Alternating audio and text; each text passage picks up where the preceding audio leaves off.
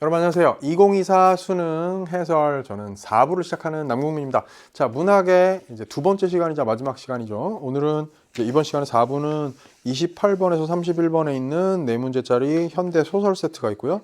32에서 34번에 해당되는 이제 세 문제짜리 고전 시가가 있습니다. 아무래도 고전 시가 쪽은 뭐 일동장유가가 수능 연계 작품, 우리 수능 특강에 있었던 작품이 연계 작품이기도 하고, 상대적으로 조금 더 애매한 구석이 없지는 않지만 답을 고르기가 뭐 좀 더 선명하지 않았을까 싶고, 현대 소설은요, 판단하는 선지 하나의 정오 판단을 하나하나 하는 게 그렇게 쉽지만은 않았을, 더군다나 굉장히 낯선 작품이었기 때문에 여러분이 고생했을 그런 작품입니다. 자, 제가 이제 현대 소설 하면 보통 이런 얘기를 하거든요. 강의할 때 많이 해설 때도 얘기했었고, 뭐냐면 인물의 어떤 그 내적 독백이랄까 이런 걸로 서술되어 있다든지, 혹은 인물의 심리 묘사를 전지적 시점에서 막 아주 복잡하게 장황하게 해나가는 그런 소설들이라고 한다면, 작중 상황 자체를 제한된 지문 안에, 제한된 시간 안에서 여러분들이 읽어내는 게 쉽지가 않다. 그래서 그런 지문들을 특별히 좀 잘 연습해라 했는데, 이 지문 어떻습니까? 여러분 박태원이라는 소설가는 잘 알고 있죠. 소설가 구보시의 일일을 쓴 그 유명한 박태원인데, 그 박태원의 이 골목 안이라는 작품은 여러분들 처음 봤을 테고 1939년도 작품입니다. 근데 이 작품이 낯선 작품인데다가 지문 제시된 게 이 안에 작중 상황들이 바로, 예를 들면 이제 앞부분 줄거리도 없이 바로 차고 들어가는 이 내용들이 도대체 이게 무슨 상황인가? 얘네는 왜 싸우는가? 도대체 얘는 누구고 쟤는 누군가? 라는 게 교통정리가 잘 안 됐을 겁니다. 그래서 지문을 읽고 이해하고 그 자체가 좀 걸림돌이 있다 보니까 문제들도 쉽게 파악되고 판단되고 이러지가 않았을 가능성이 높은, 난도가 높은 지문이었다, 이렇게 볼 수가 있을 거예요. 자, 앞에 그 김원전이 고전소설이 6월 모평처럼 고전소설이 연계 출제가 되면서 현대소설이 갑자기 자유계약 선수로 풀리고, 그러면서 비연계에서 낯선 작품이 출제가 되는 바람에 글쎄 쉬운 거였다면 모르겠는데 까다로운 지문이 나오는 바람에 여러분들에게 고득점에 좀 걸림돌이 되지 않았을까라는 생각도 듭니다. 그래서 어떻게 보면 사실 요 문학들이 다 뭐 그렇게 만만치는 않았습니다만, 고전 소설 파트와 고전 시가 요 두 개의 세트는 그나마 좀 쉬웠고, 갈래복합과 요 현대 소설이 조금 까다로운, 상대적으로 그런 세트였다. 요번 수능에서는 이렇게 얘기를 할 수가 있겠습니다. 자, 봅니다. 지문 읽어볼게요. 한참 정의와 별의별 말이 다 오고 가고 하였을 때 불단집이라는 거 보니까 집 밖에도 전등을 단 살림이 넉넉한 집 그랬네요. 전등, 이게 이제 집 밖에 단 전등이라는 거 외등이라고 하는데, 외등을 달고 있는 집, 이게 지금 작품 제목에서 알 수 있다시피 이게 골목 안의 풍경이야. 거기에 9가구가 살고 있는 골목이 있는데, 거기에 이제 전체적으로는 비교적 가난한 그 사람들이 모여 있는 서민들의 골목을, 거기 안에서 주로 사람들이 뭐 겪는 갈등과 그로 인한 싸움과 여기 드러나듯이 이러저러한 에피소드들을 다루고 있는 중편 소설이거든요. 1939년도 작품이고요. 그렇다는 얘기는 이제 일제강점기 말쯤에 들어가는 거죠. 그 당시에 집 밖에 외등을 달고 있다라는 건요, 굉장히 잘 사는 집이겠지. 그러니까 상대적으로 이제 물론 그 골목 안이 뭐 부유한 골목은 아닙니다만, 상대적으로 그 골목 안에서 제일 살림이 넉넉한 집이야. 이 집은, 불단집이란 집은 실제로 그 소설 안에서 어떻게 나오는가 하면 황금정이라고 해가지고 그 당시 일제강점기 제목, 저 거리의 이름인데, 지금으로 이제 을지로죠. 거기에서 무슨 보험회사인가에 다니는 인물이 사는 집이라고, 여기가. 그래가지고 그 불단집이 그 보험회사 직원 내외와 아들 내외만 살고 있는 그런 집이고, 상대적으로 좀 여유가 있는 그런 집입니다. 자, 그 불단집에서 막 설거지를 하고 있던 갑순이 할머니. 자, 요 갑순이 할머니가요, 정의의 엄마야. 이 집이 이제 아들이 총 셋이고 딸이 둘이 있는데, 아들, 딸, 아들 이렇게 되거든요. 근데 이 갑순이 할머니가 이제 보통 여기서는 순이 엄마라고 더 많이 나오는데요. 순이 엄마고 갑순이 할머니예요. 그러니까 순이는 딸의 이름이고 갑순이는 손녀의 이름인 거죠. 자, 큰아들이 지금 이제 집을 나간 지 7년인가 돼가지고 연락이 끊긴 그런 아들이 있는데, 그 아들의 자식인 손녀 갑순이가 있었던 그 할머니, 즉 그런데 자기의 둘째 딸이 이름이 순이인, 그죠? 순이 엄마이자 갑순이 할머니입니다. 자, 근데 이 갑순이 할머니가요, 이 불단집에 일을 해주고 있어요. 그러니까 이제 뭐 식모까지는 아니고 그 집에 일을 도와주다가 그 집 가서 살림 좀 해주고 뭐 그 집에서 밥도 자기 식사를 해결하고 자기네 집에 살림이 어려우니까 뭐 거기서 음식 좀 만들었으면 좀 가져와서 자기네 집에서도 먹고 막 이러는 그런 정도의 일을 해주고 있단 말이에요. 근데 설거지를 하고 있던 갑순이 할머니가 뛰어나왔어요. 왜? 자기의 큰 딸인 정이하고 막 싸움이 난 거야. 누가? 뒤에 나옵니다만 갑득이 어미하고. 이 갑득이 어미가 역시 그 저기 골목 안에 사는 사람인데 갑득이라는 아이의 엄마죠. 근데 이제 뒤에 나옵니다만 뭐 어디 있어 뭐 여기 이 뒤에 나옵니다만 뭐 배운 것 없는 그런 뭐 이제 막 욕을 하고 비하하는 표현들을 막 쓸 만큼 그렇게 사람들에게 무시당하는 사람이고, 거기에는 뭐 어떤 이유가 있는 거면 이 사람이 막 여러 가지로 트러블 메이커예요, 말하자면. 그러다 보니까 이제 그런 싸움이 났는데, 문제가 뭐냐면 이 갑득이 어미가 그 자기 애의 그 꼬맹이 애들을 그 골목 안에서 길에서 똥을 누게 한다고. 그거를 이 정의가 지나가다 보고선, 이 정의는 이제 자기 집이 어려워가지고 카페 여급으로 일하는 그런 딸인데 20대 아가씨죠. 근데 지나가다 그걸 보고선, 아니 더럽게 골목에서 그렇게 똥을 애를 누게 한다고 그러면서 막 이제 못 베어 먹어서 그렇다면서 막 이제 그 집 사람들을 욕을 했단 말이야. 험한 말을 하니까 갑득이 어미는 이제 화가 난 거죠. 자, 그래서 그 싸우는 소리를 듣고 막 이제 다투는 얘기를 듣고서 이 정의의 엄마인 갑순이 할머니가 뛰어나왔습니다. 이제 제가 지금 아까 얘기했듯이 이 지문이 이해가 어려운 게, 이런 상황에 대한 이해를 여러분들 읽은 적이 없기 때문에 바로 차고 들어가는 지문에서는 파악하기가 쉽지가 않단 말이죠. 자, 경우에 따라서는 그들 모녀를 상대하여서도 할 말에 궁하지는 않다고 은근히 마음에 준비가 있었던 것이나. 누가? 갑득이 어머니가. 자, 근데 여러분 이게 지금 문제에도 나옵니다만 이렇게 쉼표가요, 그지? 많이 나오죠. 이게 뒤에 저기 31번 문제도 나옵니다. 근데 여러분은 모르겠지만 사실 이 박태원이 한국어 문장에 굉장히 이를테면 학문적 관심이 많았던 사람이야. 그러다 보니까 제가 알고 있기로 한국어에서 이 조선말에서, 당시에 조선말에서 쉼표의 사용에 대하여 뭐 이런 논문 비슷한 것도 발표한 적이 있고 막 그런 사람이에요. 그리고 여러분 왜 혹시 그거 아나요? 어마어마한 긴 한 문장짜리 소설이 있습니다. 박태원이 쓴 박난장 주인이라는 건데 한번 꼭 읽어보기 바랍니다. 마침표가 한 번 나와, 소설에. 문장이 하나예요. 당연히 수없이 많은 쉼표들이 등장하고요. 쉼표를 정확하고 적절하게 사용해가지고 문장이 끊어지지 않게 계속 이어갔던 그런 한 문장짜리 소설이 있습니다. 박태원은 일종의 실험적인 그 시도를 해본 거죠. 그 박난장 주인이라는 소설을 통해서. 자, 보세요. 이런 거지. 갑득이 어미는 그들 모녀라는 게 갑순 할머니와 그 딸 정인데 상대하에서도 할 말에 궁하진 않다고 은근히 마음의 준비가 있었어. 그러니까 모녀하고 싸우게 되더라도 내가 제대로 맞붙어 싸울 수 있다는 준비가 있었던 거지.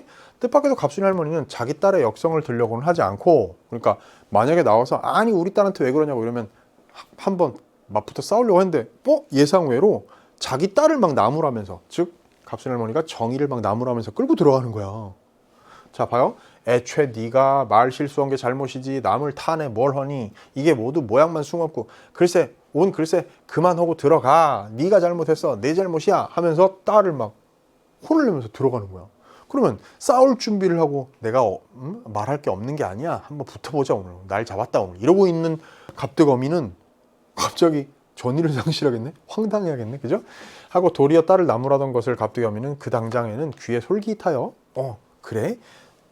자기 딸 정의가 잘못했다는 걸 그 엄마도 인정을 하네. 이래가지고 좋아. 그래가지고 그렇지, 자기가 먼저 말을 냈지, 나야 그저 대꾸한 죄밖에 없으니까 잘했든 잘못했든 자기가 시초를 낸 게니까 하고 뽐내도 보았던 것이라. 그래, 아네, 알긴 아는구나. 그래, 제가 잘못한 거야 이거지, 그지? 나중에 깨달으니 그것은 얼토당토하는 생각으로 갑순이 할머니가 그렇게 자기 딸을 꾸짖으며 한사코 집으로 데리고 들어간 것에는 다른 복심이 있었던 거야. 그지? 숨은 마음, 다른 생각이 있었던 거야. 의도가 있던 거야. 뭐? 그 배지 못한 행랑껏하고 싸움이 무슨 싸움이냐? 자, 행랑살이를 하는, 그러니까 거기 이제 약간 머슴 비슷하게 사는 집이에요. 이 갑득이네 집이. 어떤 집에, 그 골목 안에 어떤 집에. 이게 지금 여기 지금 이런 거죠. 아, 그 배지 못한, 이런 게 배우지 못한 이런 거죠. 교양이 없는 이런 얘기죠. 배지 못한 행랑껏하고 쌈이 무슨 쌈이냐. 똥이 무서워서 피하니 더러우니까 피하는 게지 하고, 그러한 사상이 들어있던 것이 있었던 것이 분명하였다. 그러니까 갑순 할머니가 그렇게 자기 딸을 꾸짖듯이 하고서 그냥 들어가 버린 건, 아유, 야, 쟤 저렇게 무식한 여편네하고 싸워서 뭐하니? 네? 들어가자. 이거 저 똥이 더러워서 피하지 뭐 무서워서 피하냐, 이렇게 하는 거라는 거야. 그런 그 속마음에서 비롯된 거라는 거죠. 사실 을뜨기 녀석이 나중에 보고하는데 들으니까, 을뜨기라는 게 이제 갑뜨기의 동생인 거죠. 갑뜨기, 을뜨기, 병뜨기가 있어요. 아마 그 골목에서 똥 싸는 애가 병득일 거야. 근데 자, 을뜨기 녀석이 나중에 보고하는데 들으니까 저녁 때 돌아온 집주름 영감이, 집주름 영감이라는 게요, 집주름 영감, 집주름이라는 말이 뭐냐면 그 복덕방에서, 부동산에서 일하는 사람을 집주름이라고 옛날에 불렀어. 근데 그 집주름 영감이라고 할 때 이 영감이 누구냐면 정의의 아버지, 그리고 갑순이의 할아버지야 말하자면, 이 사람이. 그죠? 자, 집주름 영감이 그 얘기를 듣고 나자, 걔도 그만 분별은 있을 아이가, 그래 그런 산것하고 욕짓거리를 하고 그러다니, 이 산것, 그런 산것이라고 한 것이 갑득어미를 얘기하는 거죠. 그죠? 째째째하고 혀를 차니까 늙은 마누라는 또 마주 앉아서, 이 늙은 마누라라는 게 갑순이 할머니를 얘기하는 겁니다.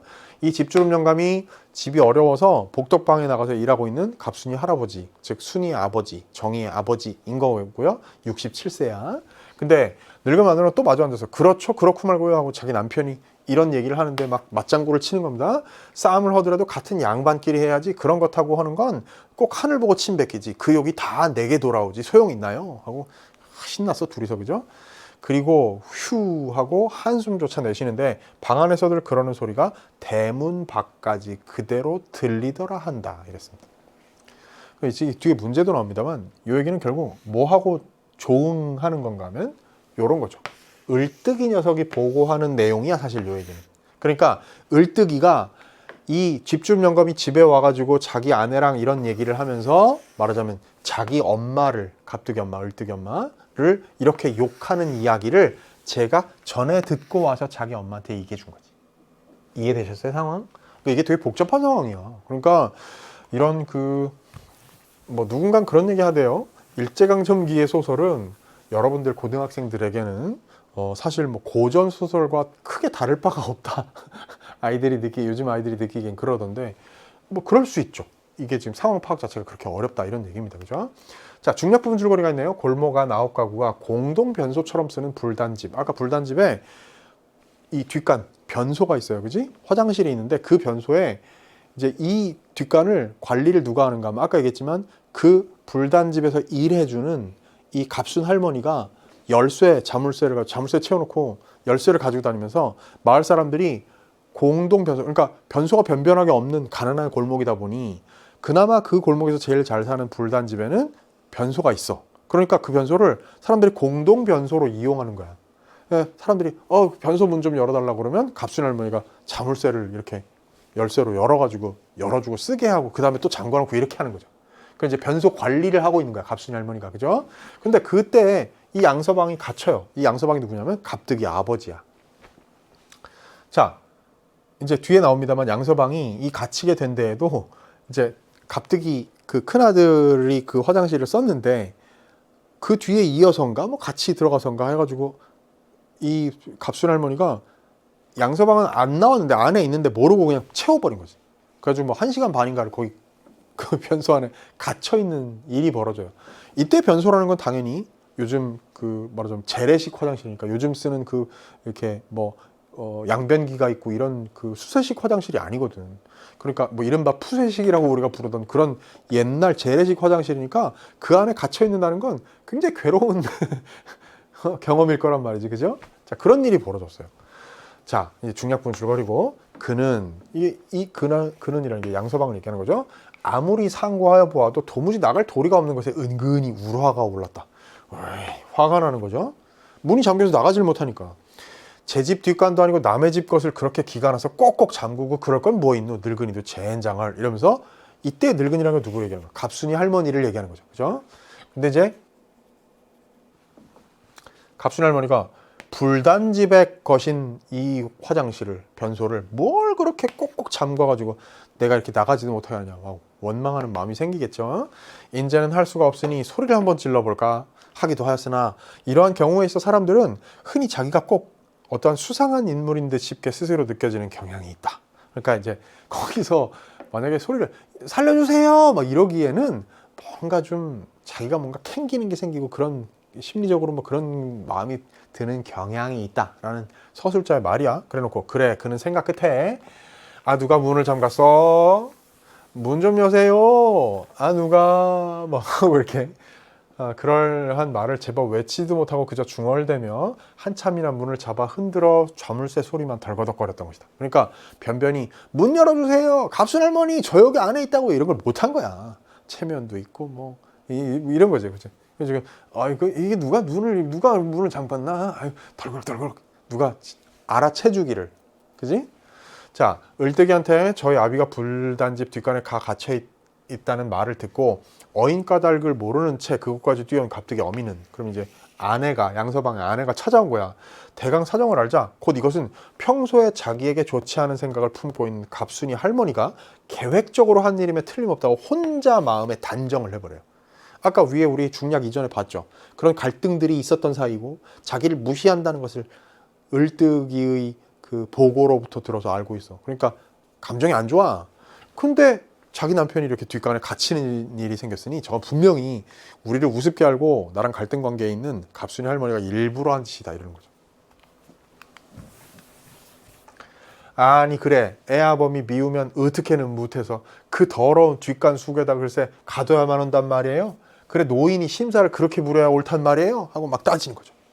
하고 혼자 흥분을 했다. 갑순 할머니는 그것은 전혀 얘기하지 못하였던 억울한 말이라 그래 눈을 둥그렇게 뜨고 손조차 내저어가며 그건 괜한 소리요, 괜한 소리야. 이 늙은 사람이 미쳐서 남을 뒷간 속에다 가둬? 모르고 그랬지, 모르고 그랬어. 난 꼭 아무도 없는 줄만 알고서 그래 모르고 자물쇠를 챘지.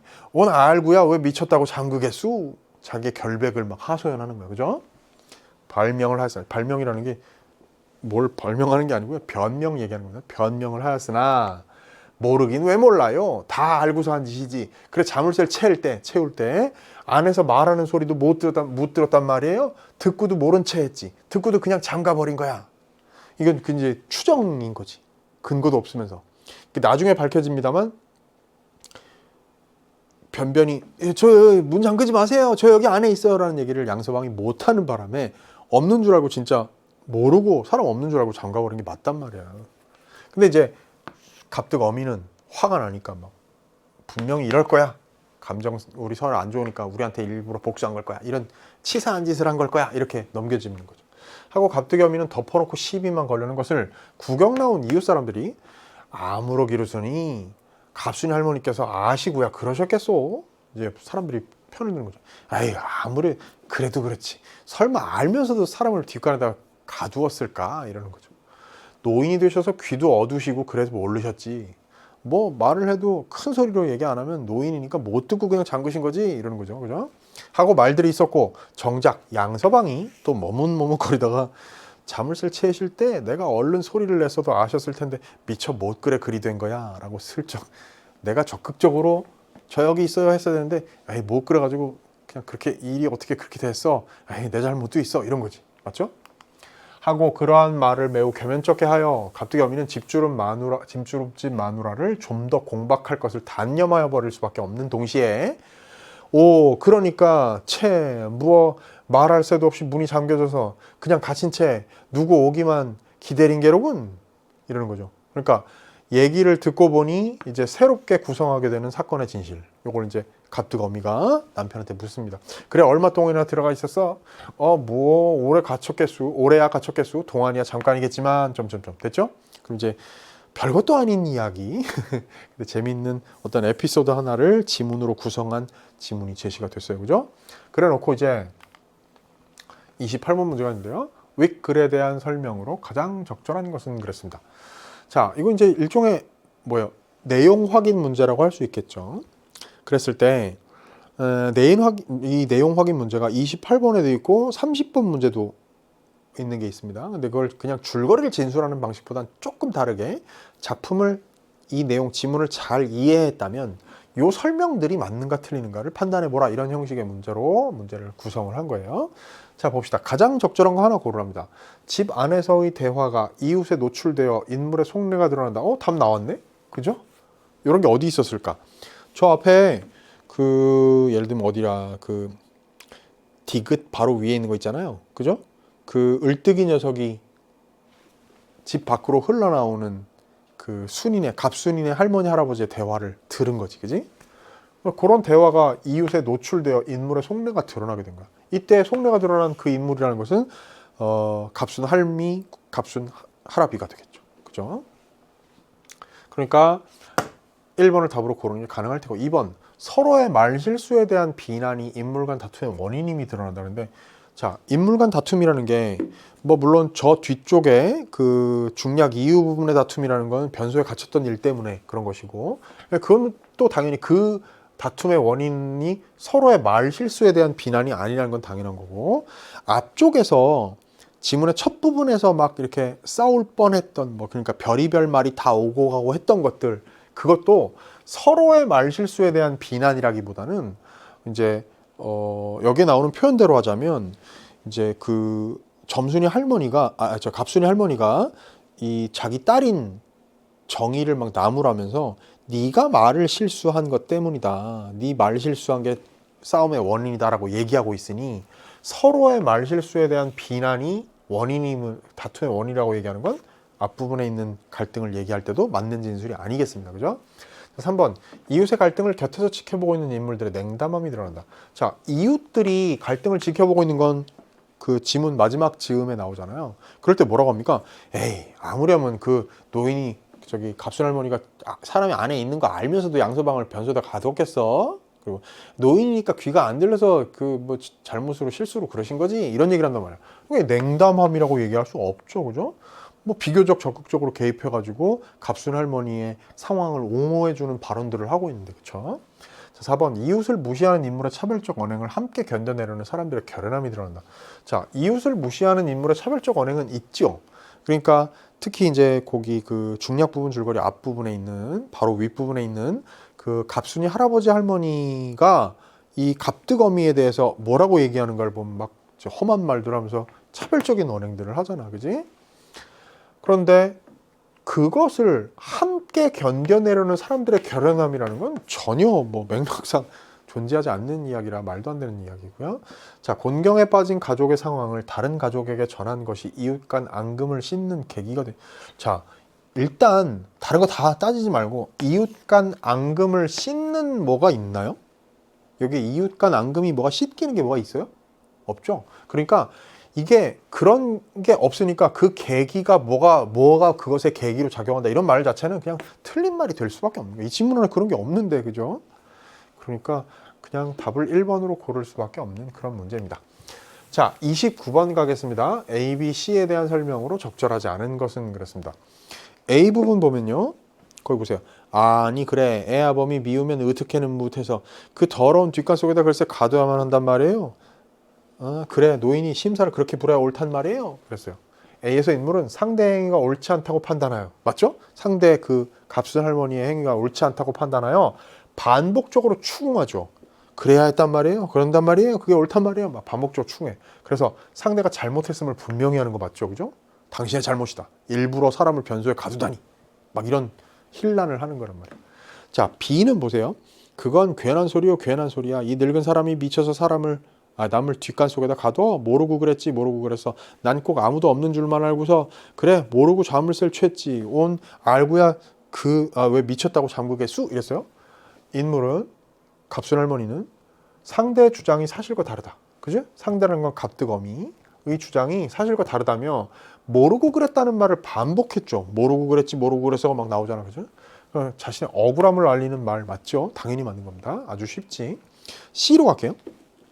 모르긴 왜 몰라요? 다 알고서 한 짓이지. 그래, 자물쇠를 챌 때 안에서 말하는 소리도 못 들었단 말이에요. 듣고도 모른 채 했지. 듣고도 그냥 잠가버린 거야. 아주 단정적으로 얘기하네요. 인물은 추측을 바탕으로 상대의 발언이 신뢰하기 어렵다고 반박하고. 자, 상대의 발언이라는 것은 요거지, 그지? 자기의 죄 없음을 하소연하는 그 갑순 갑순 할머니의 이야기, 그것을 신뢰하기 어렵다고 반박하고 상대의 반응에 아랑곳하지 않고 거짓으로 답했다면 몰아붙이는 그런 말이잖아요. 이제 거짓말하지 말라고. 응? 일부러 가둔 거 맞다고 막 단정적으로 이야기하죠. 자, A에서 인물은 상대 행위와 동기를 함께 비난하고 B에서 인물은 상대의 비난을 파악하지 못해 자신의 행위에 대해서만 인정한다 그랬는데, 자 봅시다. A에서 인물은 상대의 행위와 동기를 함께 비난한 건 맞죠. 자, 문을 잠근 거, 그리고 그것이 일부러 애 아범이 미워서 그랬다라는 그 행동의 동기를 함께 비난을. 그지? 그런데 B에서 인물은 상대의 비난을 파악하지 못해 자신의 행위에 대해서만 인정한다고요? B의 얘기가 뭔데요? 갑순 할머니가 자기의 무죄를 이제 하소연하는 그런 얘기야. 근데 상대의 비난을 파악하지 못했습니까? 그 얘기 A 부분에서 얘기한 자기에 대한 비난, 갑득어미가 하는 비난을 충분히 파악했죠. 그러니까 행위에 대해서 인정하는 건 맞아. 자물쇠를 채운 건 맞는데 일부러 그런 게 아니다라고 얘기하는 거니까 뭐 이 부분은 맞다고 할 수 있는데 이게 비난을 파악하지 못했다는 얘기는 틀렸습니다. 그러면 이제 답을 4번으로 고르는 것은 어렵지 않겠죠. 자, A에서 인물이 상대에게 화를 내자 B에서 인물은 당황하며 자신을 방어하지만 C에서 갈등 상황은 지속된다. 맞죠? A에서 갑순 할머니에 대해서 막 화를 내니까 갑득어미가, B에서 갑순 할머니가 당황하면서 자신을 방어하잖아. 자기의 무죄를 결백을 이제 하소연하는데, 그렇지만 C에서 갈등 상황이 지속되는 거죠. 믿지 않고 계속 몰아붙이니까. 그죠? 자, 그럼 답을 4번으로 고르는 게 가능해집니다. 되죠? 자, 근데 이 문제는요, 사실 한번 이렇게 생각해 볼 필요는 있다. 뭐냐면 이런 식의 문제는 전형적으로 제가 누차 여러 번 뭐 강의에서 얘기했던 고전 소설에서 많이 나오던 문제예요. 고전 소설에서 인물의 발화를 묶어가지고 그 발화를 일종의 분석을 하는 거죠. 그죠? 마치 무슨 뭐 화법 문제를 내듯이 그렇게 그 발화의 어떤 의도나 숨은 의미나 또 뭐 그 말의 어떤 그 또 혹은 표면적으로 어떤 기능을 하는지나 이런 것들을 분석하는 뭐 구성 요소나 이런 것들을 분석하는 문제들이 고전 소설에서 많이 나왔단 말이야. 근데 지금 이번 수능에서는 이게 현대 소설에서 이런 문제를 냈어요. 그죠? 그러면 자, 현대 소설에서 이게 나온 거는 뭐 흔하지는 않은 일이긴 한데 제가 누차 강조했던 그런 식의 앞으로 고전소설에서 또 그게 뭐 나올 가능성은 훨씬 더 현대소설보다 더 많은 건 여전히 사실이기 때문에 고전소설 파트에서 그런 문제에 대비하는 연습을 해왔다? 그러면 현대소설에서 이게 나왔어도 충분히 뭐 사실은 동일한 문제 유형이고 그러다 보니까 충분히 대응하는 공부를 해놓은 채 이 문제를 만날 수 있었을 것이다 라는 이야기를 제가 하고 싶습니다. 30번 갑니다. 아까 얘기했다시피 이제 내용 확인하는 문제가 또 하나 나왔는데요. 집주름 영감과 양서방에 대한 이해로 가장 적절한 것은 그랬습니다. 집주름 영감은 갑순이 할아버지고요. 양서방은 갑득이 아버지예요. 그죠? 자, 집주름 영감이 딸의 행동을 분별없다고 탓한 이유는 아내가 갑득이 어미 앞에서 딸을 나무란 뒤 남편에게 밝힌 생각과 같다. 딩동댕 답 나왔네. 왜? 자, 갑순이 할아버지가 집에 와서 딸의 행동을 분별없다고 탓한 이유가 뭐예요? 뭐라 그랬어? 아니, 뭐라고? 거기 걔도 그만 분별은 있을 아이가 그래 그런 상껏하고 욕지거리를 하고 그러다니 이거예요. 그러니까 딸의 행동이 분별없다고 탓한 이유는 상대방이 갑득어미가 여기 나온 표현대로는 상껏이기 때문이야. 그 교양 없는 사람하고 뭐하러 그렇게 달라붙어 싸우느냐 이런 얘기를 한 거거든. 그 얘기는 아내가 즉 갑순 할머니가 갑득이 어미 앞에서 딸을 나무라죠. 네 잘못이야 하고 끌고 들어와서는 그 다음에 남편한테 밝힌 생각은 뭐예요? 지금 맞아요 옳다구나 하면서 남편한테 얘기하는 그런 생각하고 같은 거야. 동일한 이유죠. 왜? 배우지 못한 교양머리 없는 갑득어미랑은 싸울 필요가 없다. 똥이 무서워서 피하냐 더러워서 피하지. 이런 얘기를 하는 거니까 이거 맞네요. 됐죠? 둘이 같은 이유죠. 자, 2번 집주름 영감은 아내와 갑득이 어미의 갈등이 드러나지 않게 하는, 양서방은 결과적으로 이들의 갈등을 완화하는 역할을 한다 그랬는데 글쎄 이 뒷부분은 뭐 그럴 수 있다 쳐. 양서방이 결과적으로 이들의 갈등을 완화하는 측면이 있죠. 왜냐하면 막 몰아붙이다가 나중에 어떻게 되는가, 아니 사실은 내가 확실하게 여기 사람 있다고 말씀드렸어야 되는데 못 드린 것도 이유가 돼. 이런 얘기를 겸연쩍게 얘기하니까 그럼 이제 공격을 막 계속할 수는 없는 상황이 돼버리는 거 아니야 아내는. 그죠? 그러니까 이제 그렇다 볼 수 있는데 요 앞부분은요. 집주름 영감은 아내와 갑득이 어미의 갈등이 드러나지 않게 하는 역할을 한다고요? 이 사람이 이들의 갈등에서 이 둘 사이의 갈등에서 이 집주름 영감 즉 갑순이 할아버지가 어떤 역할을 했는지는 명시적으로 드러나 있진 않아요. 다만 어떻게 보면 아내에게 그 앞에서 있었던 일을 보고받은 다음에 자기 딸 정의를 아까 얘기했듯이 이렇게 분별 없다고 탓하면서 이제 갑득어미를 비하하는 말을 하는 것 같은 것들이 오히려 갈등을 드러나지 않게 한다기보다는 그런 것을 전해 듣고 보고한 을뜨기에 의해서 갈등이 오히려 심화됐으면 심화됐지. 그렇죠? 그러니까 이제 틀렸다라고 해야 되겠습니다. 뭐 확인 불가이기도 하고 어떻게 적극적으로 또 이해를 해보자면 오히려 드러나지 않게 한다기보단 그 갈등을 심화시키는 역할을 한다고도 볼 수 있을 그런 여지가 있기 때문에 3번 양서방이 여러 궁리를 하면서도 뒷간을 빠져나오지 못하는 이유는 아내에게 밝힌 사건의 경위와 무관하다. 자, 이게 지금 판단이 애매한데요. 아내에게 밝힌 사건의 경위, 아내한테 뚜렷하게 뭔가를 지금 밝힌 건 아니야, 그죠? 근데 물론 뒤에 가서 내가 말을 제대로 안 한 것도 있어, 뭐 이런 얘기를 하는 부분이 있죠. 그거하고 그런 경위하고 요게 여러 궁리하면서 뒷간을 빠져나오지 못한 거하고 무관하다고 할 수 있을까? 주저주저하고 막 저 여기 있어요 적극적으로 알리지 않고 이런 태도, 소극적인 태도로 자기의 갇히는 상황을 예방하거나 그로부터 빨리 벗어나고자 하는 행동을 하지 않았던, 어떻게 보면 그러지 못했던 그런 모습인 건데 이게 무관하다고 얘기하기 어렵겠죠, 그죠? 4번 양서방은 아내가 갑순이 할머니에게 한 말과 이에 대한 이웃들의 반응을 듣고도 아내에게 무덤덤한 태도를 보이고 있다. 그런데 무덤덤한 태도라고 말할 수는 없겠지. 왜냐하면 나중에 이제 뭐라 그랬어?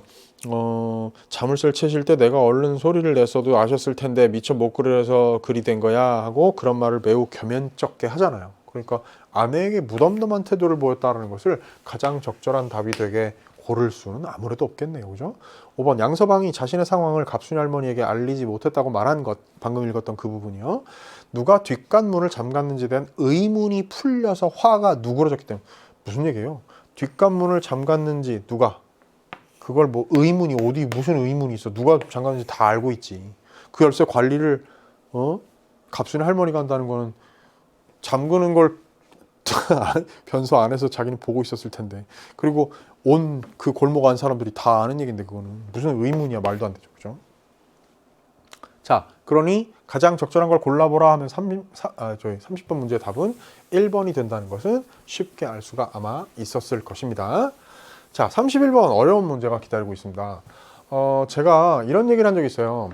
31번 문제처럼 과거에는 서술상 특징을 묻는 문제가 어쨌든 소설에서 매번 나오는데 현대소설에서 과거에는 그냥 다이렉트로 묻는 방식, 뭐 보기 박스도 없고 그냥 그렇게 제시하는 방식이었는데 최근에 이렇게 심오한 보기를 달고 있는 진짜 본격적인 특히나 시점과 초점화에 관련된 문제들이 많이 나온다라는 사실이 최근 트렌드다. 그러니까 굳이 트렌드를 이제 제가 강의에서 짚었던 것들을 얘기해 보자면 전통적인 방식으로 윗글의 서술상 특징으로 적절한 것은 이렇게 묻는 문제가 맨날 나오다가 그러다가 최근 그 직전에 한창 나왔던 게 A 혹은 B, 그러니까 A 혹은 A, B 묶어가지고 A의 서술상 특징으로 A와 B에 대한 설명으로 뭐 이런 식으로 부분을 묶어가지고 서술상 특징을 묻는 걸로 가장 적절한 것은 하나 고르게 하는 문제로 한창 나왔어. 그러다가 진짜 최근에 핫한 트렌드는 바로 이런 식으로 박스를 주면서 개념 설명을 주는 거다. 그것은 시점과 초점화에 관련된 거다라는 얘기를 제가 여러 차례 했었습니다. 그래서 기출들 중에도 그런 문제들을 특별히 살펴보라. 그리고 사실 이거는 개념에서 출발하는 건데요. 예비 수험생들 잘 들으세요. 개념에서 문학 개념 가운데 사실 소설에서 제일 중요한 개념이 바로 이런 겁니다. 시점과 초점화에 관련된. 그래서 이게 뭐 구성, 즉 플롯과 함께 소설에서 형식적인 측면에 가장 중요한 요소라서 반드시 수능에 나오는 요소고 더군다나 이렇게 복잡한 보기를 달고 있는 방식으로 최근에 출제가 되고 있는 경향이니 여러분들이 꼭 기억하고 알아두어야 한다라는 사실을 제가 또 강조하겠습니다. 자, 어려운 문제였어요. 생각해 봅시다. 서술자는 자신의 시선만으로 서술을 하기도 하고 인물의 시선으로 초점화하여 서술을 하기도 한다. 자, 이게 초점화야 사실은. 그러니까 이제 전지적 서술자라 칩시다. 그랬을 때 전지적 시점을 지닌 어떤 서술자가 인물의 시선으로 사건을 다룰 때, 그러니까 자기가 인물들이 이렇게 있을 때 서술자 X가 속마음들을 얘도 들여다보고 쟤도 들여다보고 쟤도 들여다봐.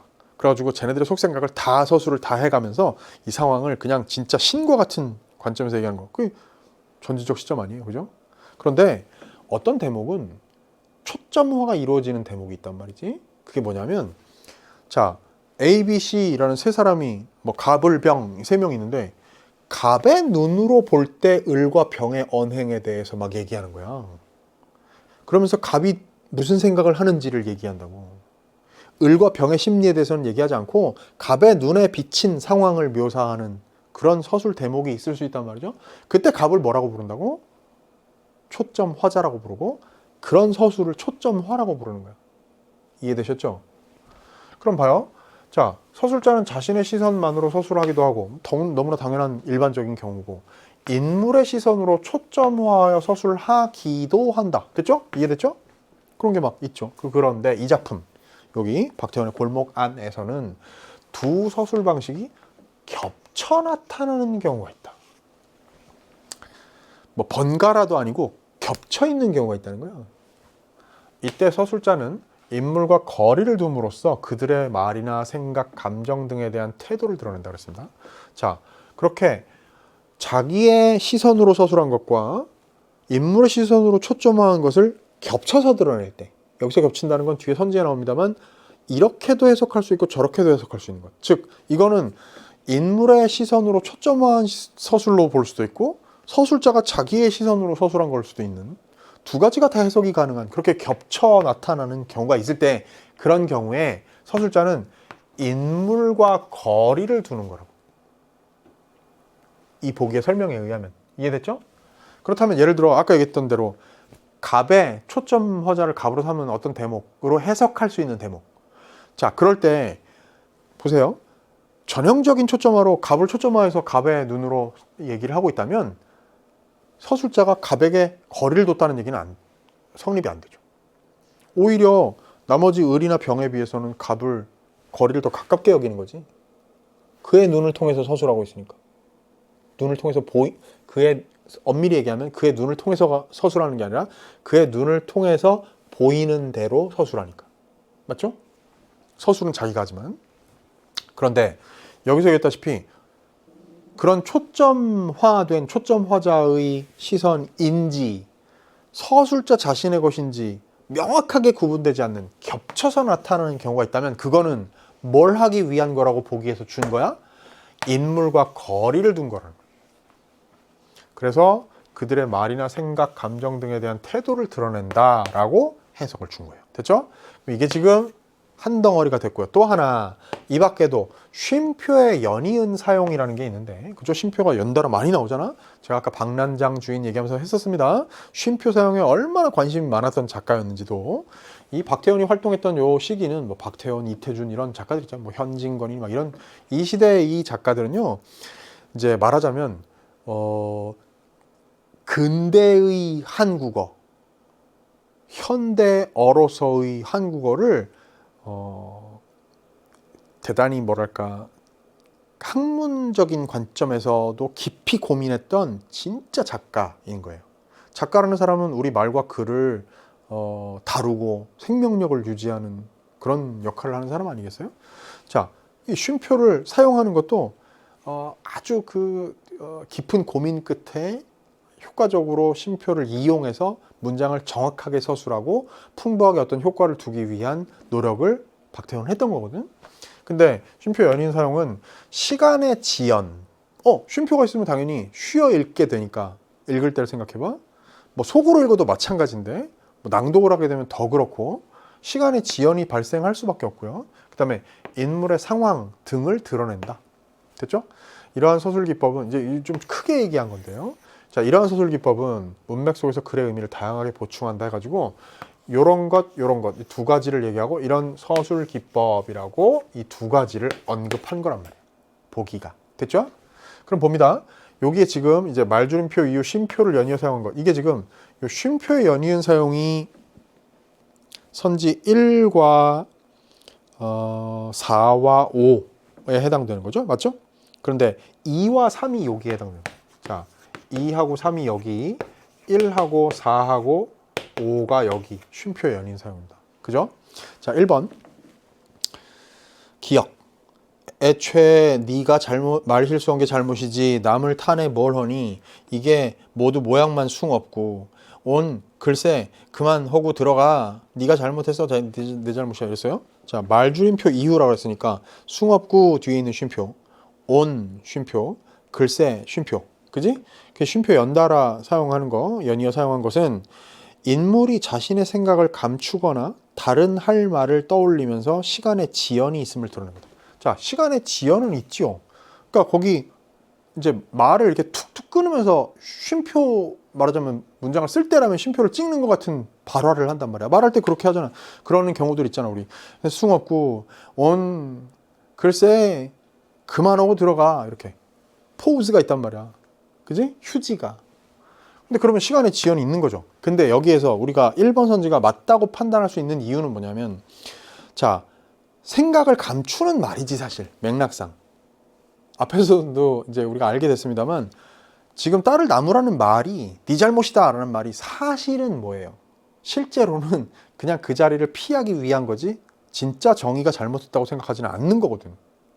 똥이 더러워서 피하고 있다라는 속마음은 다른 데 있는 거거든. 자, 그러니까 1번처럼 얘기할 수가 있다는 거야. 이해됐죠? 이제 2번 갑니다. 니은인데요. 아, 그 배지 못한 행랑껏 타고 쌈이 무슨 쌈이냐. 똥이 무서워서 피하니 더러우니까 피하는 게지 하고 그러한 사상이 들어있었던 것이 분명하였다. 이랬거든요. 2번 봅니다. 니은. 서술자, 이거 선지 봅시다. 서술자 시선의 서술과 인물의 시선으로 초점하는 서술이 겹쳐 나타났다. 자, 그럼 이제 요게 이 니은 부분 다시 봅니다. 아까 얘기했었지만 요 두 가지가 겹쳐 있는 건가? 즉 그렇게 다 그렇다고 이해할 수 있는가? 해석이 가능한가를 봅시다. 니은 다시요. 아, 그 배지 못한 행랑껏하고 쌈이 무슨 쌈이냐? 똥이 무서워서 피하니 더러우니까 피하는 게지 하고 그러한 사상이 들어있었던 것이 분명하였다 라고 했는데 거기에는요. 자, 서술자 자신의 서술, 시선의 서술인 건 뭐 당연히 소설의 모든 서술자가 존재할 때 그 모든 서술은 사실은 서술자 자신의 시선에 의한 서술이잖아. 근데 거기에 그 인물의 시선으로 초점화한 서술로도 볼 수 있는 지점은 어딘가를 생각해 봐요. 자, 거기에 지금 따옴표 안에 인용되어 있는 것 자체가 이미 인물의 어떤 생각이 투영되어 있는 것이기도 하고 그리고 엔드 그러한 사상이 들어있었던 것이 분명하였다라고 진술함으로써 그것도 또한 여기에 해당되는 거야. 인물의 시선으로 초점화한 서술에 해당되는 거야. 자, 이 문제 되게 진짜 심오한 문제다. 저는 단언컨대 이거 제대로 해설하기는 웬만한 내공으로는 하기 힘들 거라고 저는 생각합니다. 무슨 얘기냐면 잘 보세요. 이걸 이렇게 오해하기 쉬워. 뭐냐면 거기 지금 읽었던 그 배지 못한 행는 것하고 쌈이 무슨 쌈이냐 똥이 무서워서 피하니 더러우니까 피하는 게지는 인물의 시선으로 초점화한 서술이다. 그리고 밑에 하고 그러한 사상이 들어있던 것이 분명하였다는 서술자의 시선이다. 그게 함께 나타났다. 이렇게 이해하고 해설하기 쉽지만 제가 정확한 해설 들려드릴게요. 출제자의 의도는 그것보다 훨씬 더 심오합니다. 자, 무슨 얘기냐. 일반적으로 서사를 전공한 사람이라면 따옴표로 지금 제시한 그런 것을 두고 여기서 설명한 것처럼 인물의 시선으로 초점화한 서술이라고 말하잖아요. 무슨 얘기냐 잘 봐요. 여기에 이 겹친다는 게 아까 제가 겹친다는 게 뭐라고요? 동시에 둘로 다 해석될 수 있다고 했던 거. 그게 뭐냐면 자 봐. 그러한 사상이 들어있던 것이 있었던 것이 분명하였다라는 말은 얼핏 보기에 서술자 자신의 시선의 서술 같죠. 그런데 그게 뭐하고 걸리는 건가 하면 그 위에서 자 나중에 깨달으니 오케이? 그 부분을 주목해. 그러니까 무슨 얘기냐면 당장은 뽐내기도 해봤지만 갑순어미가 나중에 알게 됐는데 나를 우습게 알고 똥이 무서워서 피하는 게 아니라 더러워서 피하기 살려주겠다는 마음으로 데려간 거다 라는 속셈이 있었던 게 분명해 라는 인물의 시선으로 초점한 거라니까. 이해됐어요? 제 말이 잘 전달됐나요? 오케이? 그걸 의도한 매우 깊이가 깊은 선지입니다. 이걸 그렇게까지 정확하게 이해하는 건 쉽지 않았을 거예요. 근데 그럼 봐봐. 그렇게 이 서술이 이렇게도 볼 수 있고 이렇게도 볼 수 있다 라는 것은 상황을 잘못 인지한 채 상대의 생각을 추측하는 인물에게 서술자가 거리를 두고 있다. 자, 요 겹치는 건 서술자가 인물에 거리를 둔다고 했는데 거리를 두고 있다. 맞네? 아니죠. 왜? 그 인물이 어떤 인물인가 하면 지금 여기서는 그 인물은 가뜩이 엄이 아니야. 그죠? 그런데 그 인물이 상황을 잘못 인지한 채 상대의 생각을 추측하고 있느냐. 상황을 잘못 인지했나요? 아니고. 이해됐죠? 그러니까 요게 답이 2번이란 말이에요.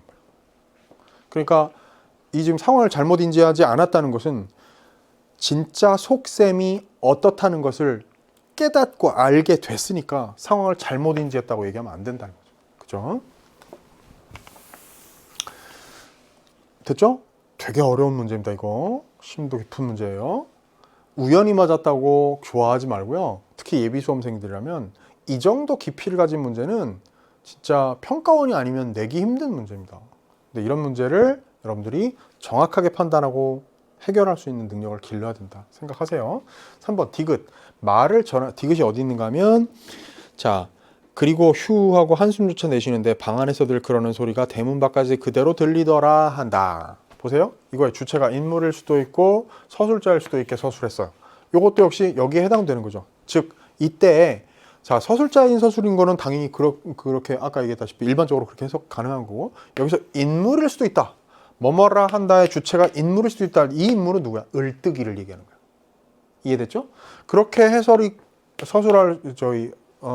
그럴 수도 있게 서술을 해놓은 요것은 인물의 경험을 전하기만 하고 특정 인물의 편에 서지 않으려는 서술자의 태도. 이게 바로 뭐냐면 인물과 거리를 두어서 이런 태도를 드러낸다에 대응되는 설명이 되겠지.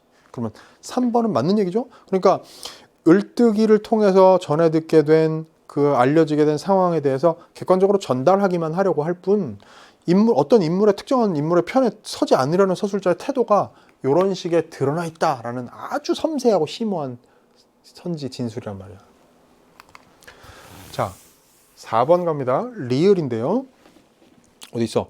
인제는 할 수가 없으니 소리를 한번 질러볼까 하기도 하였으나 이러한 경우에 있어 사람들은 흔히 자기가 꼭 어떠한 수상인 인물들이 느끼는 경향이 있다 했는데요. 거기 4번 선지 인물의 생각에 대해 쉼표를 연이어 사용했죠. 요거와 관련된 거네, 그지? 그랬을 때 설명한 것은 인물이 생각을 실행에 옮기지 못하고 망설이는 상황. 그러니까 이게 인물의 상황이라는 게 그 중에 지금 막 소리 지르려고 하는데 못 그러고 막 망설이고 이러지도 저러지도 못해가지고 그냥 괜히 애먼 소리나 하고 있고 이런 식의 상황을 망설이는 걸 쉼표를 통해서 뭔가 머뭇거리는 상황을 표현했다. 이런 얘기인 거죠. 맞는 얘기죠. 그 다음 미음 갑니다. 자, 미음에 어디 있어? 그러니까 무어 말할 새도 없이 문이 잠겨져서 그냥 갇힌 채 누구 오기만 기다린 게로군 이렇게 했어요. 그러면 감탄사 이후에 쉼표를 연이어 사용한 거 맞죠? 라는 감탄사 이후에 쉼표가 막 연달아 왔네요. 그것은 인물이 새로운 정보를 바탕으로 사건을 파악하는 상황을 들으면 인물의 상황. 어떤 상황이지? 인물이 여기 바로 하는 인물은 아마도 맥락상 갑득어미일 것 같은데 갑득어미가 새로운 정보, 즉 남편이 했던 겸연쩍게 밝힌 진실을 바탕으로 해서 사건을 파악하는 상황을 드러내고 있는 효과로 이어지는 거다. 오케이? 이해됐죠? 좋았어. 그러면 이 어려운 문제 31번 진짜 섬세하게 잘 이해해야 되는 복잡한 문제입니다. 자, 31번 문제까지를 해서 현대소설 어려운 세트를 풀었고요. 31번 문제 같은 건 진짜 어려워요. 여러분 아마 뭘 묻는지도 특히 2번 선지, 3번 선지 같은 거는 파악하기가 쉽지가 않았을 그런 문제입니다. 자, 30에 34번에 가나 2개 고전시가가 복합 지문으로 나왔는데요. 가는 수능 특강 66쪽에 연계되어 있고 제가 파이널 체크포인트에서 아마 이게 1강에서 다루었던 것 같은데 고전시가 가운데 수특에 있는 작품들 4번째로 다루었던 그 작품이거든요. 자, 일동장유가 김인겸의 일동장유. 이게 2019학년도인가 수능에 나온 적이 있어요. 그러니까 수능에만 지금 본수능에만 2번째 나오는 작품이네요. 그런데 여러분 지금 여기 앞부분이 여기서 지금 어디까지? 요 다음에 중략 앞부분까지 여기까지가 여러분 알고 있다시피 수능 특강 66쪽에 나왔던 거랑 똑같은 대목이야. 그러니까 사실 이건 굉장히 긴 장편 가사인데 물론 이 중략 이후 부분은 우리가 수특에서 배우지 않은 대목입니다만 읽는 게 별로 어렵지 않았고 이 앞 대목은 여러분이 열심히 공부했던 대목이었기 때문에 말하자면 체감 연계율을 높이기 위한 하나의 배려로 이런 구성을 택했다라는 걸 여러분들이 알아줘야 된다는 얘기죠. 자, 갑니다. 이제 공부했으니까 알죠. 이 김인겸이 일본에 이제 사신행렬을 따라서 가는데 거기에 이제 출항하는 부분이야, 그지? 장풍에 돛을 달고 육선이 함께 떠나. 이 육선이라는 게 뭐 통신사 그 사절단의 규모와 위용을 알려주는 그런 배 6척을 얘기하는 거야. 기선이 6개, 복선이 3개, 기선이 3개, 복선이 3개 해가지고 총 6척의 배가 가는 거죠. 육선이 함께 떠나 사면과 군악 소리 해산을 진동하니 바다와 산을 막 진동합니다. 그러니까 이게 막 출항식을 막 거창하게 하는 거죠. 막 이제 음악을 울려가면서 물속의 어룡들이 응당히 놀라리라. 과장이지, 그지? 아닌가? 과장이 아닐 수도 있겠다. 실제로 놀라기도 놀라겠다, 그쵸? 그래서 우리 낚시터 같은 데서 조용해줘야 되니까 물고기들이 놀라니까. 어쨌든 응당히 놀라리라. 해구를 얼른 나서 오륙도를 뒤지고 이때 해구라는 게 부산항을 얘기하는 거다. 강의에서도 제가 설명 다 했었습니다. 사실 이거 그래서 저랑 함께 열심히 공부했던 수능 특강 공부했던 학생들이라면 비교적 앞쪽에 나와 있었잖아요. 66쪽이니까 고전시가 앞쪽 세트에 있었기 때문에 아마 여러분들이 그러니까 고전시가가 상대적으로 앞쪽에 있었기 때문에 여러분들이 열심히 공부해서 알고 있는 대목이라서 강의에서 해설 들었던 그 내용들이 생생하게 떠올라서 그런 걸 일컬어 우리가 뭐라고 그런다고? 선생님 수능날 음성 지원 서비스를 받았습니다. 선생님이 옆에서 설명해 주는 것 같았어요. 그런 거 느꼈을 사람들도 굉장히 많을 겁니다. 자, 보세요. 부산항을 얼른 나서 오륙도를 뒤지우고 고국을 돌아보니 야색이 아득하여 밤색이 아득해서 이제 출항을 해서 이제 부산 쪽을 돌아보는 거야. 배 위에서. 그럼 이제 밤에 아득한 그 부산항의 모습이 보이죠? 아무것도 아니 되고 연회 각진포에 이제 각 진영 그 포구에 불빛 두어 점이 구름 밖에 보일 만하다. 출항을 했어. 막 출항식과 함께 막 시끌벅적지근하게 막 출발했네. 가다가 이렇게 한참 가가지고 오륙도 지나가지고 이렇게 돌아보니까 부산항에 불빛 두어 점이 있고 그것이 구름 밖에서도 보일 만하다 이거야. 다른 건 아무것도 안 보이고. 됐지? 배 방에 이제 출항을 했고요. 이제 선실에 들어있는 거네요. 선실에 누워 있어서 내 신세를 생각하니 가뜩이 심란한데 대풍이 일어납니다. 큰 바람이 일어요. 그럼 배는 막 출렁이고 난리가 나겠지?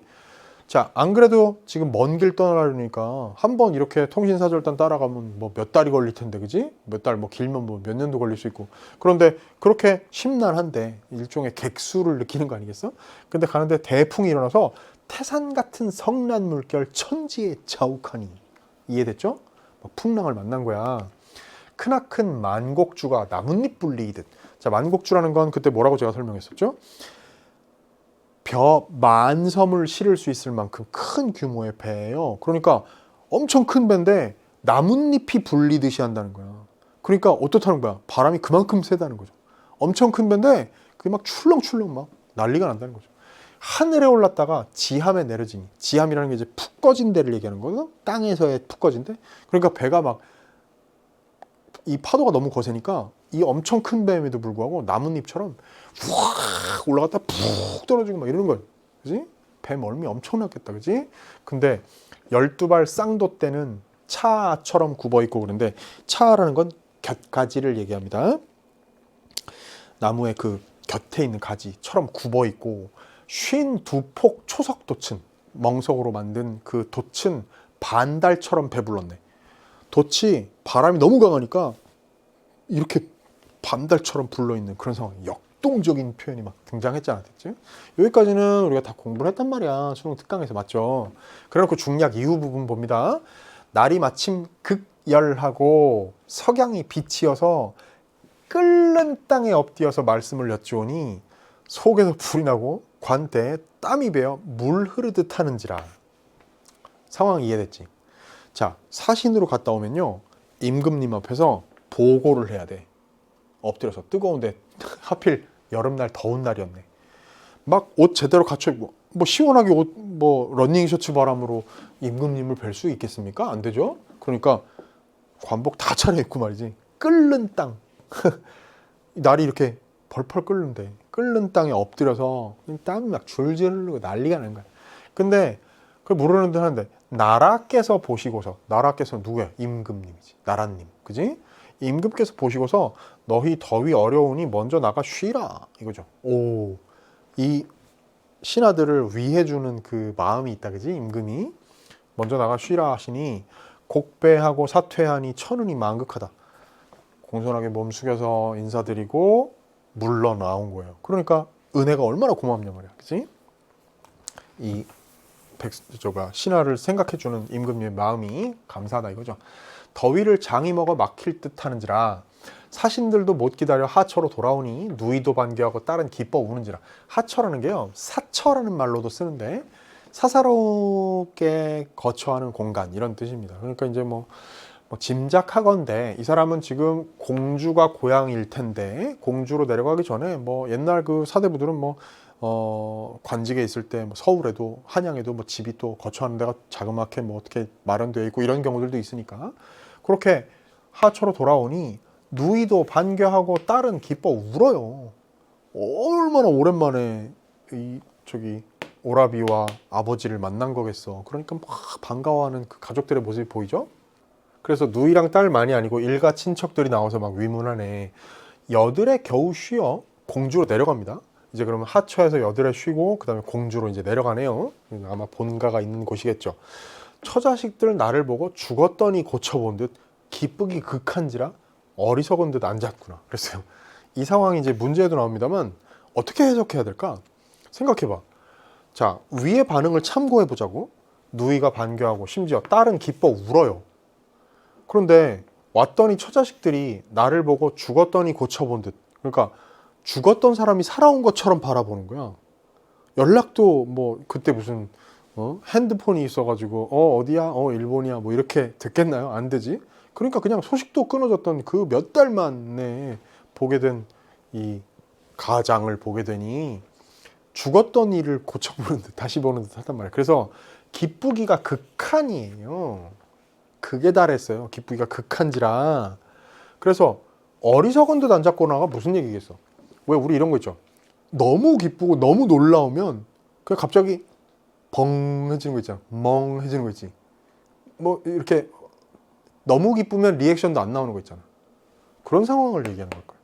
맥락상 사당에 현하라고 옷도 벗고 편히 쉬어. 이제 오면 사당에 저 다녀왔습니다. 무사히 도착했습니다. 라고 이제 조상들께 알려야지. 그러나 옷도 벗고 편히 쉬니 풍도에 험하던 일 저승 같고 꿈도 같다 그랬습니다. 그럼 이제 이게 풍도에 험하던 일이라는 게 저승 같고 꿈도 같다는 게 사신으로 갔다 온 그 일행, 통신사로 일행으로 갔다 왔던 그 여정 경험을 얘기하는 걸 거 아니야? 그게 막 꿈 같아. 저승 같기도 하고. 자, 손주 안고 얼으면서 한가로이 누웠으니 강호의 산인이요 성대의 일반이로다 이랬습니다. 한가히 누워 있으니까 강호의 산사람 같고 태평성대의 논의는 보통 사람 같이 그냥 유유자적하게 잘 지내고 느긋하게 임무 잘 마치고 여유롭게 쉬고 있는 모습을 그렸네. 됐죠? 자, 가를 읽었단 말이야. 김인겸의 일동장류가 특히 중략 이전 부분은 수특의 지문과 일치하는 지문으로 제시함으로써 우리를 배려해 주었다.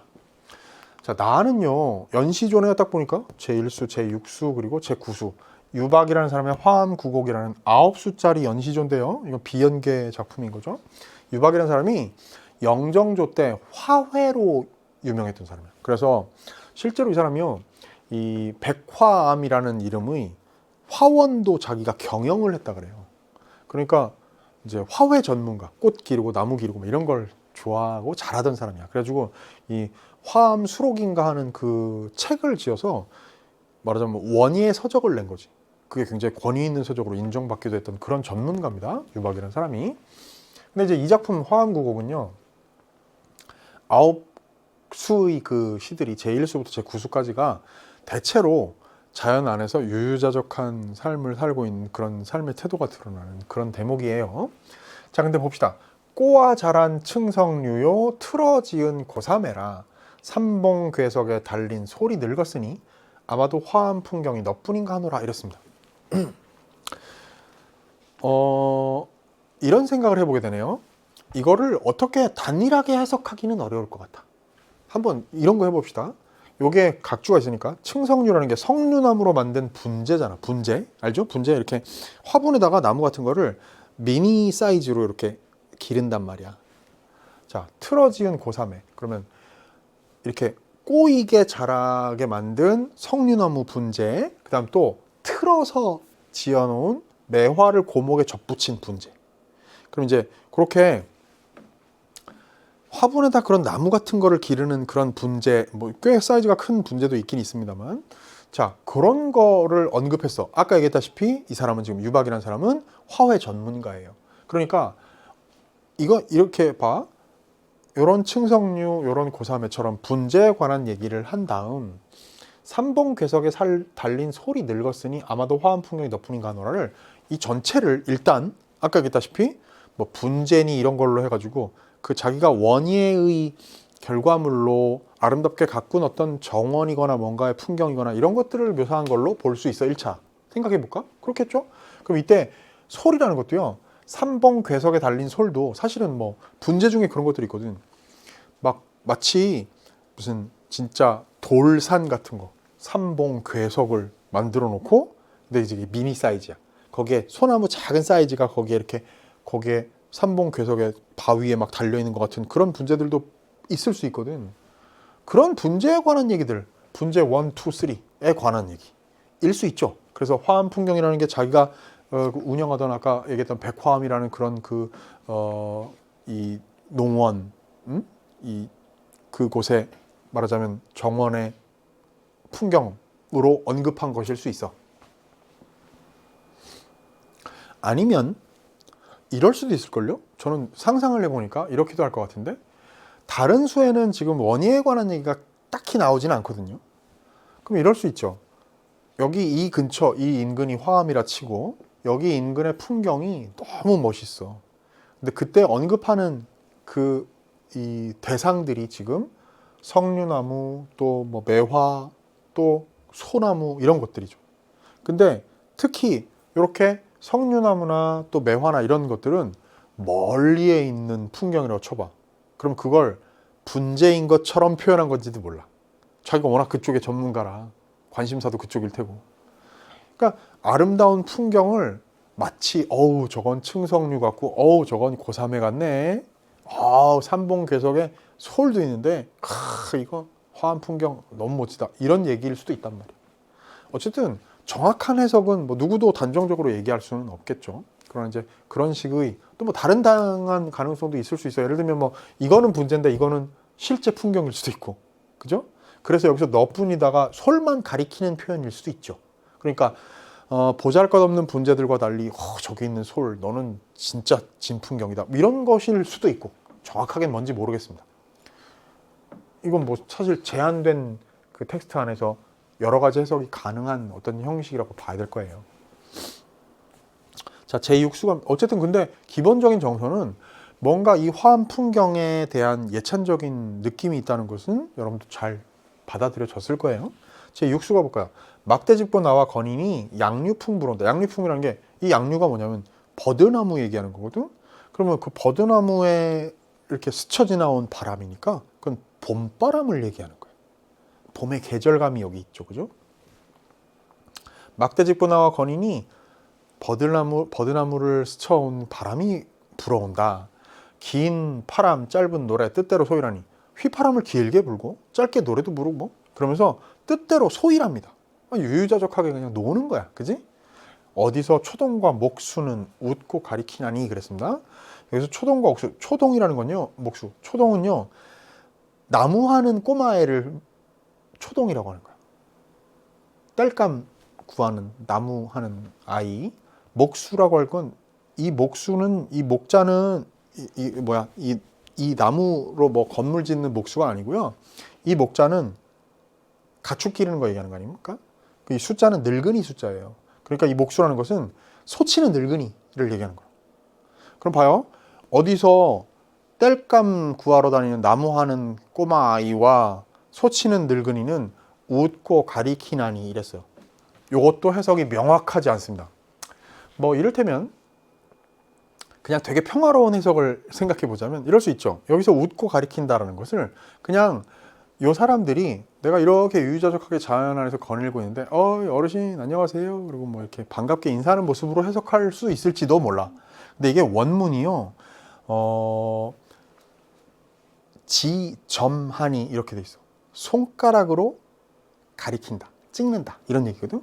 근데 거기에 그 지점하다를 사전에서 찾으면은 유의어가 여러 가지 있는데 그 중에는 이런 것도 있어.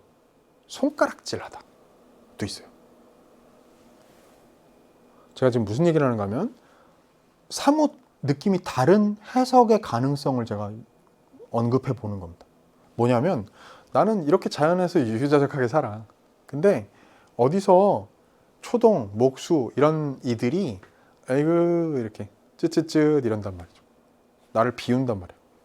그게 사실은 그럴 만한 생각을 떠올리게 된 이유는 34번 문제에 보면 출사하지 못한 선비로서 생활 공간이 향촌에 머물 수밖에 없는 데 따른 회포라는 것과 연관 있는 부분일 수 있어. 그 부분이 지금 문제에서 본격적으로 직접 건드려지진 않고 있지만 그런 가능성을 저는 떠올려 봤습니다. 그쵸? 뭐 그런 정도 해석이 제일 타당하지 않을까? 제가 얘기했던 두 가지.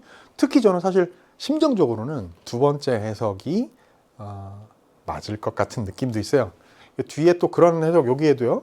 자, 두어라 야인생에도 자랑할 때 있으리라 라는 마음에도 그런 심리가 묻어 있다고 저는 생각해요. 뭐냐면 자 봐. 맑은 물에 별을 갈고 청산에 섭을 친 후 서린 풍우에 소 먹여 돌아오니. 그럼 지금 거의 농사꾼처럼 살고 있는 거거든 지금. 그죠? 그러니까 자연 속에서 유유자적하게 그냥 자연과 하나 되어서 그냥 술 먹고 놀고 이러는 거 시 짓고 이러는 삶이 아니고 소도 먹이고요. 뭐 농사 섭을 친다는 거는 저기 나무 하는 걸 얘기하는 거거든. 땔감 구하는 거 얘기하는 거야. 그러니까 그런 이제 말하자면 생활인으로서의 노동을 한단 말이야. 근데 그게 이제 막 고달픈 노동이 아닌 거죠. 그래서 야인생애라고 자기를 생각하는데 그 야인생애도 자랑할 때 있으리라. 여기 두어라는 괜찮다. 냅둬라 이런 얘기거든. 그러니까 여기에는 미묘한 그런 감정이 있는 거지. 뭐?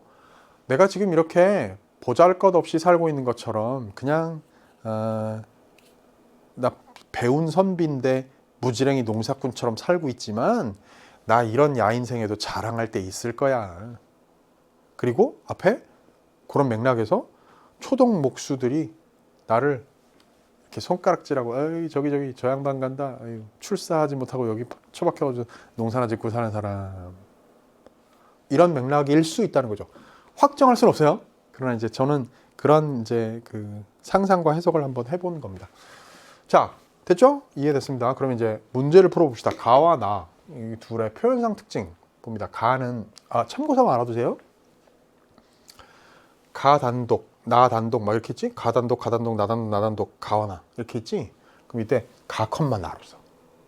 그러니까 이 얘기는 만약에 전부 가와 나 되어 있으면 가와 나의 표현상 특징 이러거든요. 알아두세요. 그 얘기는 곧 이렇게 나오는 순간 찢어놓은 선지들이 있다는 얘기야. 됐지? 그럼 단독으로 감상해도 비교 감상 안 해도 되는 문제라는 거야. 그럼 상대적으로 좀 더 가벼운 마음으로 들어갈 수 있다는 얘기죠.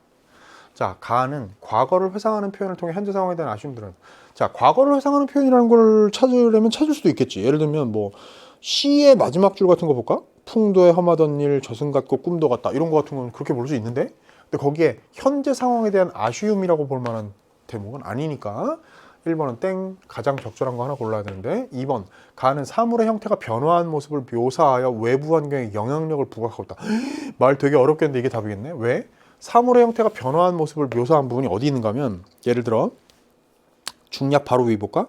12발 쌍돛대는 차처럼 굽어있고 52폭 초석 돛은 반달처럼 배불렀네. 오케이? 그걸 통해 가지고 외부 환경에 영향력을 부각한 거 맞죠? 바람이 엄청 강하게 부는 거. 그러니까 2번이 답이겠네. 자, 나는 계절을 나타내는 어휘를 활용해 애달픈 정서를 보한. 자, 계절을 나타내는 어휘는 굳이 따지면 뭐 양류품 같은 건 있어요, 그렇지? 그러니까 있다고 볼 수 있는데 문제는 애달픈 정서는 말도 안 되는 거 아니야? 나는 두 인물의 행위를 대비하여. 자, 두 인물 나오는 거 생각하면 초동, 목수 있는데 그게 둘이 대비가 된 게 아니죠, 그죠? 뭐 하는 짓이 똑같은데 둘이 하는 행동이라는 게. 그 다음에 가와 나는 모두 영탄적 표현을 통해 대상에 대한 경외감을 드러냈다는데, 영탄적 표현이 있는지를 막 찾지 마세요. 이런 경우에 시간 없는데. 왜?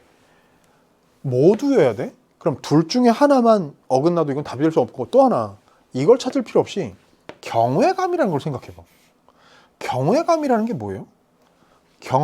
공경하고, 왜? 두려워하는 거야. 그러면 예를 들면 나의 그려진 어떤 그 화자가 대상을 바라보는 정서 같은 것들에 대해서 경외감이라고 말할 수는 없어요. 두려움이 여기에는 있는 게 아니라고. 경외감은요, 인간이 신 같은 초월적인 존재한테, 아니면 어마어마한 위력을 가진 대자연 앞에서 그럴 때 느끼는 숭고의 감정, 그런 게 경외감이에요. 이게 지금 여기 나에서 이런 걸 읽어낼 수는 없죠. 그러니까 답을 2번으로 고를 수밖에 없습니다. 됐죠? 33번 갑니다. A씨에 대한 이해로 적절하지 않은 것은 그러네요. A에서는 선상에 불빛 두어 점에 의지해, 선상에서 불빛 두어 점에 의지해 떠나온 곳을 가늠하는 행위를 통해 출항후의 모습이 드러난다. 자, 여러분, 이 선지를요, 이렇게 읽으면 안 됩니다. 선상에서 불빛 두어 점에 의지해 있구나 라고 이해하면 안 돼요. 요때 요 쉼표는요, 자, 의지해 떠나온 것이 아니라는, 끊어주기 위해서 찍은 쉼표예요. 아시겠죠?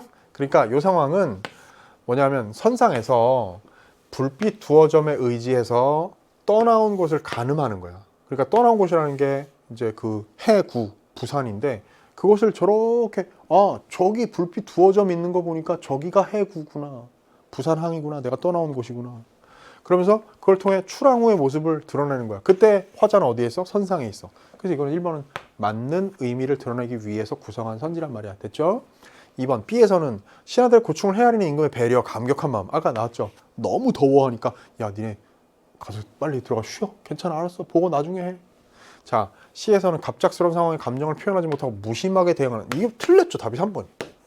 아까 뭐라고?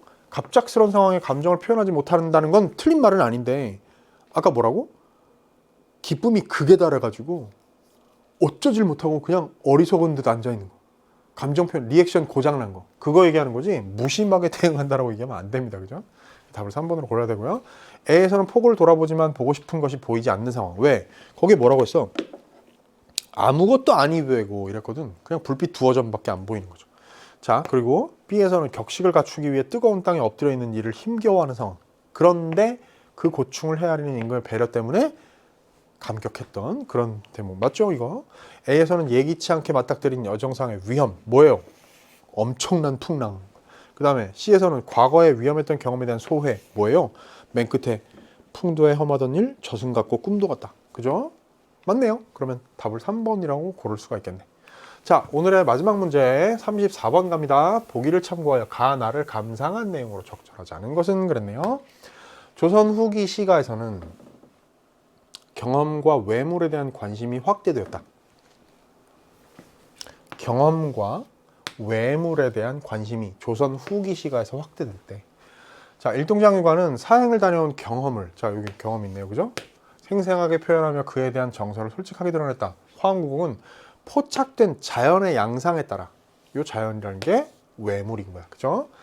이 양상에 따라 강호에서의 자족감, 출사하지 못한 선비로서 생활공간이 향초에서 따를 수밖에 없는 다른 회포, 취향이 반영된 자연물로 구성한 개성조건에서 긍지. 그죠? 말 되게 긴데 볼까 다시? 자, 강호에서의 자족감 같은 거 뭐라고 했어? 뭐 거기 뭐 어디 있어? 뭐 예를 들면 두어라 야인생에도 자랑할 때 있으리라, 이런 거 생각해 보면요. 그죠? 그 다음에 출사하지 못한 선비로서 생활공간이 향초에 머물 수밖에 없는 데는 다른 회포는, 이 회포란 말이 되게 큰 개념이라서 뭐라고 딱 특정 짓기는 어렵고 선지에서도 직접 건드리지는 않았지만, 이 안에는 지금 화자의 처지가 이렇다는 거에 정보를 이해하고 정서를 짐작하고 이해하는 데 도움이 될 것 같네요. 자, 취향이 반영된 자연물로 구성한 개성적 공간.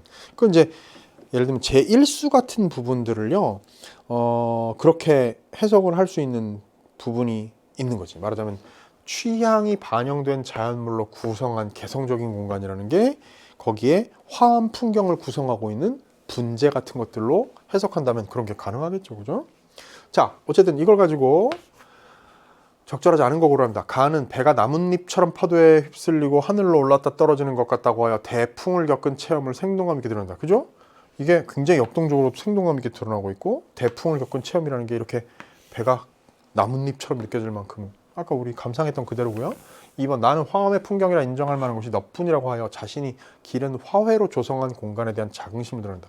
그러면 이제 아까 제가 해석했던 여러 가지 가능성 가운데 자신이 기른 화훼로 조성한 공간이라고 딱 단정적으로 얘기했으니, 그러면 예를 들면 그 제1수를 읽을 때 초장에 나왔던 뭐 꼬아 자란 충성류요 틀어지은 고사매라는 것은 원경에 있는 실제 뭐 매화나무, 석류나무를 마치 분재인 것처럼 원거리에 있는 것이라서 그렇게 표현했다는 것은 적어도 이 출제자의 관점에 의하면 사실이 아니겠네. 그죠? 그러니까 진짜 자기가 기른 분재들로 아름답게 가꾸어 놓은 풍경을 얘기한다. 자긍심 드러낸다. 해석 가능하죠. 그죠?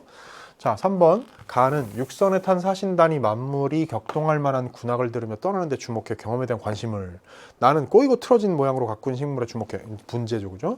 주목해 외물에 대한 관심을 드러내는군. 자, 경험, 외물. 그치? 아까 여기 했던 대로 가를 요것으로, 나를 요것으로. 4번 가는 배에서 신세를 생각하는 모습으로 사행길의 복잡한 심사를, 나는 청산에서 살면서 느낀 자랑스러움을 야인생애로 표현할 겸양의 태도를 드러내는군. 자, 이 선지가 정답인데요.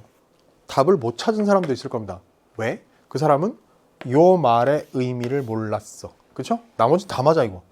자, 가가 배에서 신세를 생각하는 모습으로 사행길에 복잡한 심사가 담겨 있죠. 그게 이제 객수야. 그지? 그런데 나에서 청산에서의 삶에서 느끼는 자랑스러움이 있죠. 거기 청산에서 섭풀 치는 행위가 자기 생활의 공간이야. 거기서 야인생애로 사는 그 삶에 대한 자긍심이 있단 말이야. 근데 그걸 겸양의 태도라고 얘기하면 안 돼. 겸양이라는 건요, 겸양이라는 말 뜻은 겸손한 태도로 양보한다는 거야. 그러니까 겸손한 태도로 사양하거나 양보하는 걸 겸양이라고 하는데, 여기 지금 그런 게 어디 있어요. 자기의 프라이드를 드러내는 거지. 야인의 생애 이만하면 어떠하냐 이거지. 언젠가 알아줄 날이 있을 거다. 이거 지금 틀렸어. 답 4번입니다. 자, 이렇게 단어를 하나 틀린 말로 삐끗 바꾸어 놓음으로써 부적절 현지를 만들어 정답지를 만드는 방법이 국어시험에서는 자주 나옵니다. 5번 가는 집으로 돌아와 한가하게 지내며 성대를 누리는 삶에 대한 만족감 있죠. 그지? 지문 마지막에 그런 게 가 끝부분에 나왔었잖아. 나는 양류풍에 감응하며 뜻대로 소일하는 강호의 삶에 대한 자족감. 그치?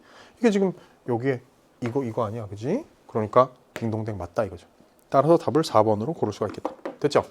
자, 문학을 끝냅니다. 3부와 4부 우리가 마무리를 할 건데요.